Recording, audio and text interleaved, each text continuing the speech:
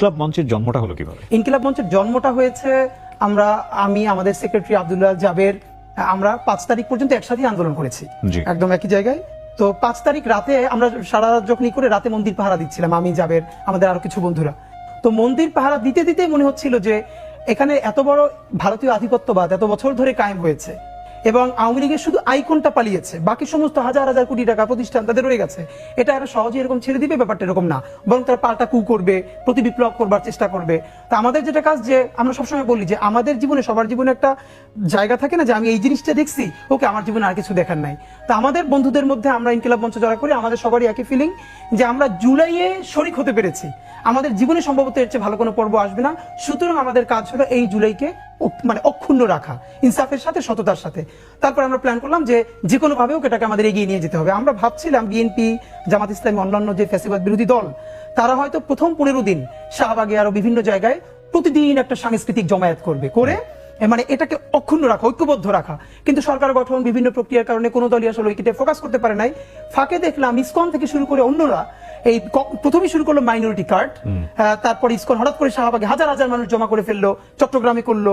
তো আমাদের মনে হচ্ছিল এখন তারা মাইনরিটি কার্ড নিয়ে সামনে আসবে, ভারত যেটা সবসময় করে বাংলাদেশে, একটা হলো মাইনরিটি কার্ডটা খেলে আর একটা হলো পার্বত্য চট্টগ্রাম।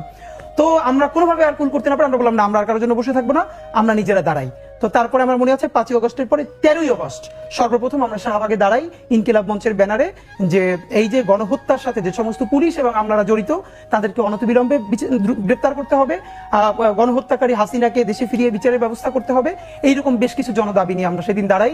এবং আমার মনে আছে আমরা যখন প্রথমে দাঁড়াই জাদুঘরের সামনে, সেদিন আমরা 25-30 জন ছিলাম প্রথম, একদম সকাল। তো যখন বললাম যে আরেকটু সামনে যাই, তো আমাদের ছোট ভাইরা একটু লজ্জা পাচ্ছিল যে 30-35 জন আর একটা ক্রাউড রাস্তার সামনে যাবে, একটু লজ্জাও লাগছিল। সবার কাছে প্ল্যাকার্ড, আমি আর যাবে ফজর পর্যন্ত প্ল্যাকার্ড লিখেছি আমার বাসায়, মনে আছে যে কি কি লিখবো। ফজরের পরে আমরা ঘন্টা খানিক একটু বিশ্রাম নিয়ে তারপরে বের হয়েছি। তো আমরা 30-35 জনের মতো।